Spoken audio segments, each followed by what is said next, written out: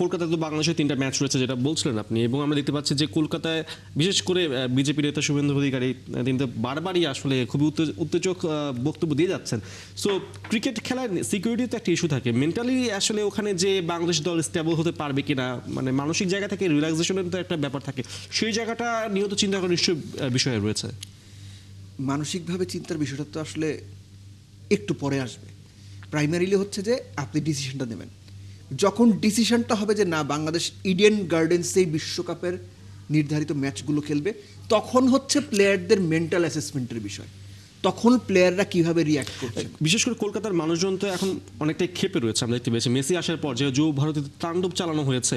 So তাদের যে hot টেম্পারের একটা তো বই প্রকাশ দেখতে পেরেছি। সো স্টেডিয়ামে যেরকম কিছু ঘটবে না তার গ্যারান্টি কি? 1996 ওয়ার্ল্ড কাপ সেমিফাইনাল ইডেন গার্ডেন্সের ম্যাচ ভারত আর হচ্ছে শ্রীলঙ্কা, ভারত বাজেভাবে ম্যাচ হারলো। ওই ম্যাচ কিন্তু শেষ হয়নি। ওই ম্যাচে আপনার 29 বছর আগের কথা বলছি আমি, ওই ম্যাচে ভারতীয় ইডেন গার্ডেন্সের সমর্থকরা পুরো স্টেডিয়ামে আগুন জ্বালিয়ে দিয়েছিল। আপনি এখনো ভিডিও ফুটেজ ইউটিউবে সার্চ দিলে পাবেন। 1996 সেমিফাইনাল ভারত শ্রীলঙ্কা। 29 বছর আগে কিন্তু এই যে উগ্রতার কথা বলছেন আমাদের এই মানে সাবকন্টিনেন্টে, এরকম অবস্থায় ছিল না, এত জঘন্য অবস্থায় ছিল না। তখনই এরকম ঘটনা যদি ঘটতে পারে, আগামীতে এটা 10 গুণ ঘটবে ভাই। সো এই যে পরিস্থিতি, এই পরিস্থিতি আপনি যে উদাহরণ দিলেন যে মেসির সময় যুব ভারতীতে কেউ কার্পেট তুলে নিয়ে যাচ্ছে, কেউ ইট মারছে, কেউ ভাঙচুর করছে।